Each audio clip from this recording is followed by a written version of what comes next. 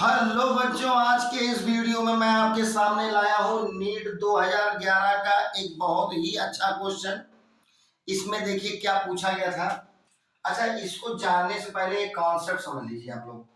भाई आपने पढ़ा है डेंसिटी बराबर मास अपॉन वॉल्यूम, यानी कि डेंसिटी इक्वल मास की यूनिट होती है किलोग्राम, वॉल्यूम की होती है मीटर क्यूब, यानी कि डेंसिटी किसमें नापी जाती है, किलोग्राम अपॉन मीटर क्यूब में। ठीक।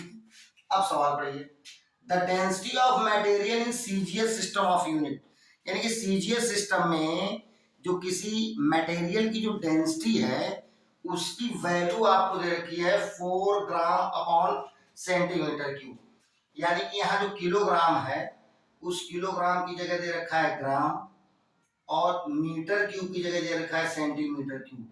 ठीक है, लेकिन इसकी वैल्यू कितनी दे रखी है, मटेरियल की डेंसिटी कितनी दे रखी है, 4 ग्राम अपॉन सेंटीमीटर क्यूब, यानी कि वैल्यू हमको दे रखी है 4 ग्राम अपॉन सेंटीमीटर क्यूब। सही बात।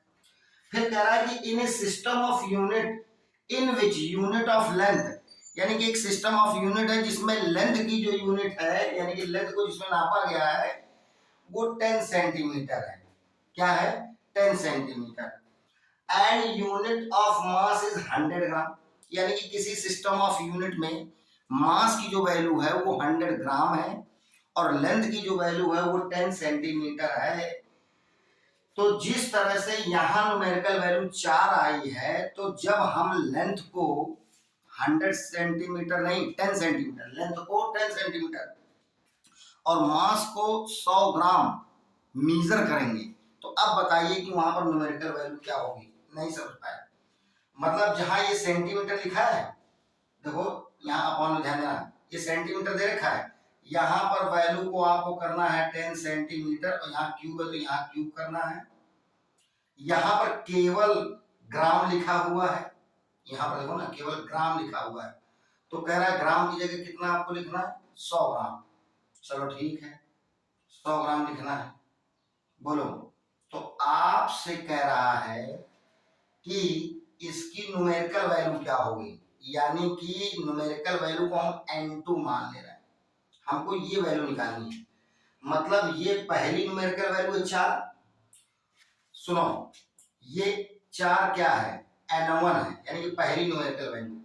और ये ग्राम अपॉन सेंटीमीटर क्या है, इसकी यूनिट है, यानी कि U1। ठीक है।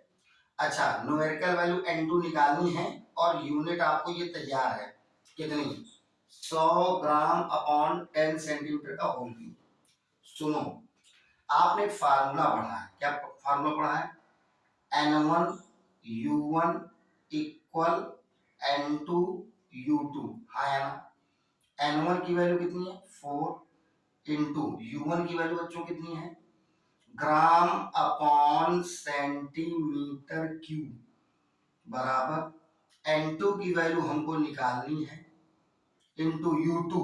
अब सुनिएगा मेरी बात, u2 की वैल्यू सेट कैसे करेंगे, देखना 100 बाहर लिखेंगे, ग्राम ऐसे लिखेंगे, अपॉन 10 सेंटीमीटर का होल क्यूब है, तो हम यहाँ पर बच्चों 10 को बाहर लिखेंगे, यानी कि 10 का क्यूब बाहर लिखेंगे इंटू सेंटीमीटर का क्यूब अंदर लिखेंगे। मतलब ये वाला जो पोर्शन है इस स्टाइल से सेट किया है। 100 ग्राम, 100 को बाहर, ग्राम को थोड़ा सा ब्रैकेट के अंदर, 10 सेंटीमीटर का होल क्यूब है, 10 क्यूब बाहर इंटू सेंटीमीटर क्यूब अंदर। बात समझ में आ रही है। अगर आप सच ध्यान दें तो जो वैल्यू ये लिखी है वही वैल्यू ये लिखी है, हाँ है ना। और आपको मालूम है कि ये जो 100 है और ये नीचे एक 10 बचेगा, नहीं समझ पा रहा, यानी ये वैल्यू कितनी आ जाएगी, ये वैल्यू आ जाएगी n2 इंटू यहाँ नीचे कितना बचा 1/10 और इधर कितना बचा 4, ये वाला 10 इधर मल्टीप्लाई में आ जाएगा 4, तो कितना आंसर आ जाएगा, आंसर आ जाएगा n2 इक्वल 4 इंटू 10। भाई ये डिवाइड में मल्टीप्लाई में आ जाएगा, यानी कि n2 की वैल्यू 40। तो ये वाला आंसर सही है। समझ गए कि नहीं। तो बच्चों इसी तरह से एक और अच्छा वीडियो नीट का जो क्वेश्चन पूछा गया होगा सिस्टम ऑफ यूनिट से मैं आपके सामने लेकर फिर आऊंगा। तब तक के लिए बच्चों पढ़ाई करते रहिए और ऑल द वेरी बेस्ट।